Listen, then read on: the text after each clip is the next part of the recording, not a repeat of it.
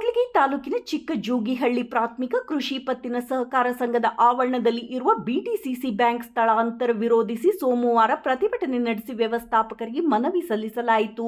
ನೂತನವಾಗಿ ಆಯ್ಕೆಯಾಗಿರುವ ನಿರ್ದೇಶಕರು ಷೇರುದಾರರ ರೈತರ ಗಮನಕ್ಕೆ ಬಾರದೆ ಬಿಟಿಸಿಸಿ ಬ್ಯಾಂಕ್ ಅನ್ನು ಸ್ಥಳಾಂತರಿಸುವುದು ಅಪರಾಧವಾಗಿದೆ.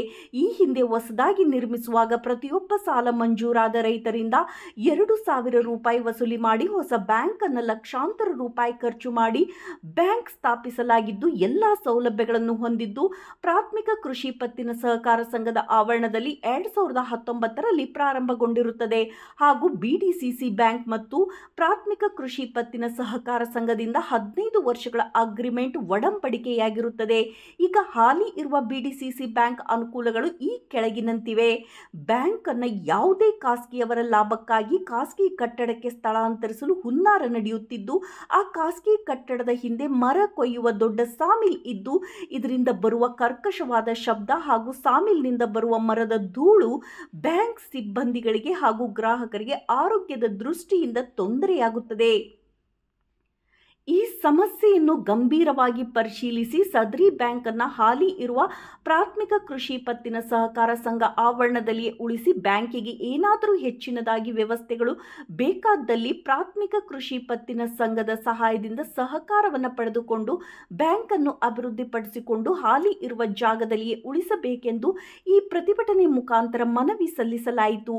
ಈ ಸಂದರ್ಭದಲ್ಲಿ ಪ್ರಾಥಮಿಕ ಸಹಕಾರ ಸಂಘದ ಉಪಾಧ್ಯಕ್ಷೆ ಸುಮಂಗ್ಲಮ್ಮ ಕೋದಂಡರಾಮಣ್ಣ, ತಾಲೂಕು ಪಂಚಾಯಿತಿ ಮಾಜಿ ಉಪಾಧ್ಯಕ್ಷ ಎಸ್ಪಿ ಪ್ರಕಾಶ್, ಗ್ರಾಮ ಪಂಚಾಯಿತಿ ಅಧ್ಯಕ್ಷ ಅಶೋಕ್ ನಾಯಕ್, ಮಾಜಿ ಗ್ರಾಮ ಪಂಚಾಯಿತಿ ಅಧ್ಯಕ್ಷ ರಾಜೇಶ್ ನಾಯಕ್, ಕುರಿಹಟ್ಟಿ ಓಬಣ್ಣ, ಬಾಪು ನಾಯಕ್, ದಲಿತ ಹಕ್ಕುಗಳ ಸಮಿತಿ ಜಿಲ್ಲಾ ಕಾರ್ಯದರ್ಶಿ ಎಚ್.ಡಿ. ಚಂದ್ರಪ್ಪ, ಬಿಟಿ ಗುದ್ದಿ, ರಮೇಶ್ ನಾಯಕ್, ಸಣ್ಣ ಮಾರಣ್ಣ, ಮಾಕನಡುಕು, ತಿಪ್ಪೇಶ್ ಜೋಗಿಹಳ್ಳಿ, ಧನಂಜಯ್, ಗ್ರಾಮ ಪಂಚಾಯಿತಿ ಸದಸ್ಯರು, ಮಾಡ್ನಕ್ಕನಹಳ್ಳಿ, ರೈತ ಮುಖಂಡರಾದ ಗುರುಲಿಂಗಣ್ಣ, ಸೋಮಶೇಖರ್ ನಾಯಕ್ ಸೇರಿದಂತೆ ರೈತರು, ಗ್ರಾಹಕರು, ಗ್ರಾಮ ಪಂಚಾಯಿತಿ ಸರ್ವ ಸದಸ್ಯರು, ಮಹಿಳಾ ಸ್ವಸಹಾಯ ಸಂಘಗಳು, ರೈತರು ಇತರರು ಇದ್ದರು.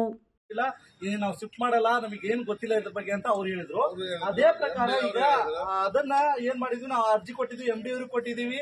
MD ಅವ್ರಿಗೆ ಕೇಳಿದ್ರೆ ನಮ್ಗೆ ಏನ್ ಮಾಹಿತಿ ಇಲ್ಲ ಅಂತ ಅವ್ರು ಹೇಳ್ತಾರೆ. ನಿಮಗ್ ಕೇಳಿದ್ರೆ ನೀವು ನಮಗೆ ಏನ್ ಮಾಹಿತಿ ಇಲ್ಲ ಅಂತ ಹೇಳ್ತಿದ್ದೀರಾ. ಆದ್ರೂ ಲಾಕರ್ನ ಮಾಡಕ್ಕೆ ಪ್ರಯತ್ನ ಮಾಡಿದ್ದೀರಾ. ಆ ಒಂದು ಉದ್ದೇಶದಿಂದ ನೋಡ್ಕೊಂಡೆ ಮಾಡಿರೋದು. ದಯವಿಟ್ಟು ಸರ್, ಇಲ್ಲಿ ಯಾರಿಗೆ ಸ್ವಾರ್ಥಕ್ಕೋಸ್ಕರ ಯಾರು ಬಂದಿಲ್ಲ. ಇಲ್ಲಿ ಬಂದಿರ್ತಕ್ಕಂಥದ್ದು ಎಲ್ಲಾ ಜನಸಾಮಾನ್ಯರಿಗೆ, ರೈತರಿಗೆ ಅನುಕೂಲ ಆಗಲ್ಲ ಅಂತ ಅಷ್ಟೇ ಬಂದಿರೋದು ನಾವು. ಇಲ್ಲಿ ಬೇರೆ ಯಾವ್ದೋ ಒಂದು ಹಿತದೃಷ್ಟಿಯಿಂದ ನಾವು ಯಾವ್ದಕ್ಕೆ ಅವ್ರಿಗೆ ನಾವು ಅವ್ರ ಹೊಟ್ಟೆ ಮೇಲೆ ಹೊಡಿಬೇಕಂತ ಏನಿಲ್ಲ. ಆದ್ರೆ ಎಲ್ಲರಿಗೂ ಅನುಕೂಲ ಆಗ್ಲಿ ಅಂತ ನಾವು ಈ ಸಂದರ್ಭದಲ್ಲಿ ನಾವು ಹೇಳಕ್ ಇಷ್ಟಪಡೋದೇನೆಂದ್ರೆ, ಎಲ್ಲರೂ ಇವತ್ತು ಗ್ರಾಹಕರ ಹಿತಾಸಕ್ತಿ ಏನಂತ ಹೇಳಿದ್ರೆ ಈ ಬ್ಯಾಂಕ್ ಅನ್ನು ಉಳಿಸಬೇಕಾಗಿದೆ ಮತ್ತು ಗ್ರಾಹಕರ ದುಡ್ಡನ್ನು ಹಾಗೆ ಉಳಿಸಬೇಕಾಗಿದೆ, ಗ್ರಾಹಕರಿಗೆ ಸಿಗುವಂತೆ ಮಾಡಬೇಕಾಗಿದೆ. ಆದ್ರೆ ಯಾವುದೇ ಒಬ್ಬ ಖಾಸಗಿ ವ್ಯಕ್ತಿಗೆ ಕೊಡ್ತಕ್ಕಂಥದ್ದನ್ನು ನಮ್ಮ ವಿರೋಧ ಇದೆ. ಖಾಸಗಿ ಯಾರಾದ್ರೂ ಬಂದು ಭಾಗಿಯಾಗಬಾರ್ದು. ಇವತ್ತು ರೈತರ ದುಡ್ಡು ಇವತ್ತು ರೈತರಿಗೆ ಬೇಕಾಗಿದೆ, ರೈತರ ಅನುಕೂಲಕ್ಕೆ ಬೇಕಾಗಿದೆ. ಹಾಗಾಗಿ ಇವತ್ತು ಏನು ಸಿಗ್ತಾ ಇದೆ ಅನ್ನುವಂಥದ್ದು ನಾವು ಕಾಂಪ್ಲೆಕ್ಸ್ ಮುಖಾಂತರ ನಾವು ಇವರಿಗೆ ತಿಳಿಯಕ್ಕೆ ಇಷ್ಟಪಡ್ತಾ ಇದೀವಿ.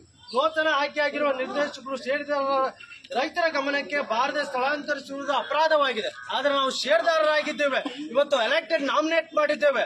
ಹಾಗಾಗಿ ನಮ್ಮ ಗಮನಕ್ಕೆ ಬಂದಿಲ್ಲ ಇವುದು ಯಾರು ಕೈ ಹೊಡೆದೆ ಅನ್ನುವಂಥದ್ದು ಸ್ಪಷ್ಟಪಡಿಸಬೇಕು. ಒಂದು, ಈ ಹಿಂದೆ ಬಿಡಿಸಿಸಿ ಬ್ಯಾಂಕ್ ಅನ್ನು ಹೊಸದಾಗಿ ನಿರ್ಮಿಸಿರುವಾಗ ಪ್ರತಿಯೊಬ್ಬ ಸಾಲ ಮಂಜೂರಾದ ರೈತರಿಂದ 2,000 ರೂಪಾಯಿ ವಸೂಲಿ ಮಾಡಿ ಹೊಸ ಬ್ಯಾಂಕ್ ಅನ್ನು ಲಕ್ಷಾಂತರ ರೂಪಾಯಿ ಖರ್ಚು ಮಾಡಿ ಬ್ಯಾಂಕ್ ಕೇಳ್ರಿ.